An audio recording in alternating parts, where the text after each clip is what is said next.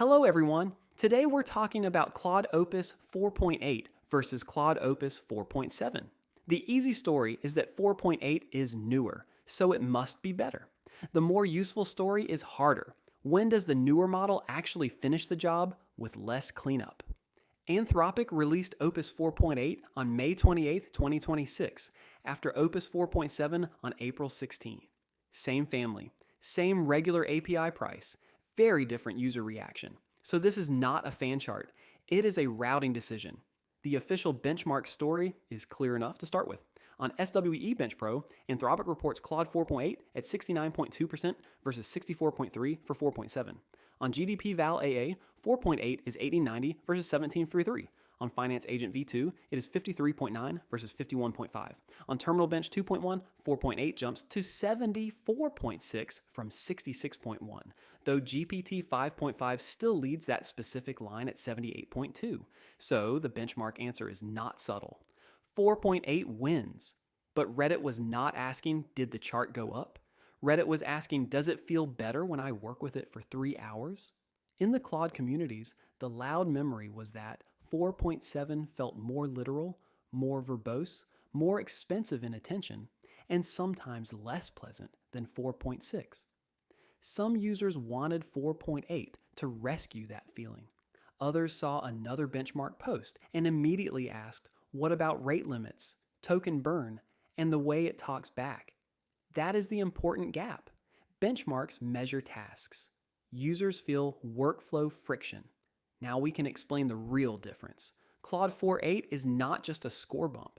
Anthropic says it improves long horizon agentic coding, effort calibration, tool triggering, compaction recovery, and mid-task instruction updates. That matters because modern AI work is not one answer anymore. It is a loop. Plan, call tools, inspect files, recover context, revise, verify, and report. If a model skips a tool call, loses the plot after compaction, or marks a weak result as done, the human pays the cleanup bill. So the hidden benchmark is not intelligence. It is how often the system needs rescue. This is where 4.8's most controversial improvement appears: honesty.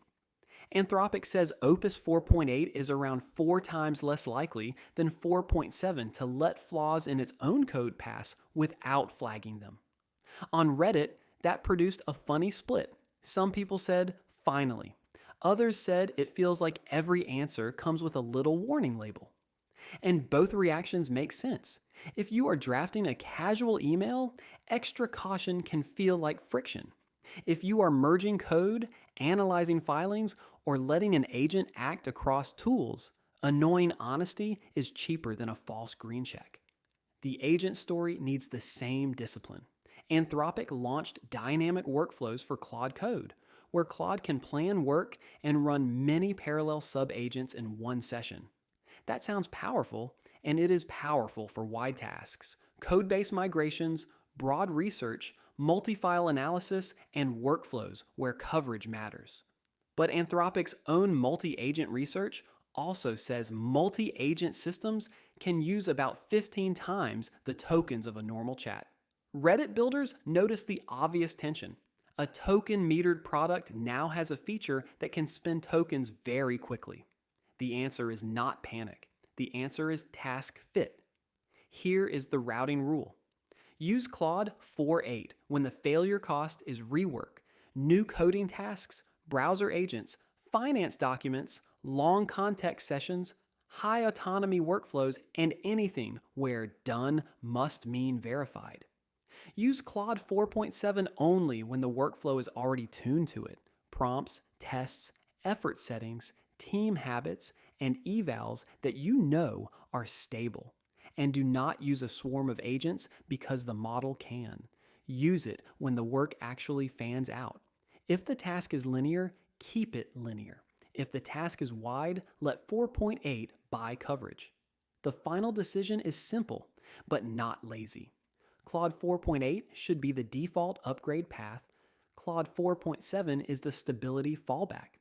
Your eval should track completed work, human interventions, false green checks, token cost per finished task, and whether the model used the right tools.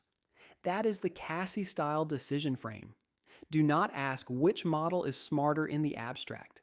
Ask which model helps your system make the better decision.